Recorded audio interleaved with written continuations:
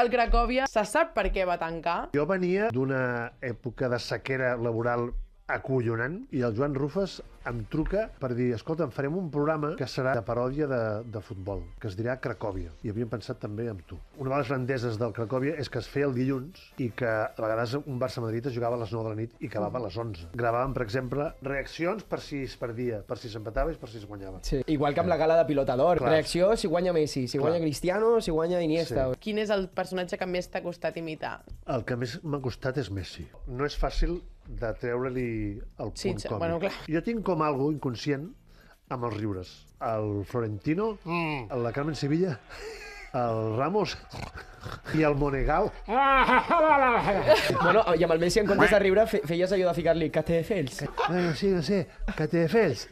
El Cracòvia se sap per què va tancar? No. El més trist és no em vaig poder despedir del Cracòvia. Clar.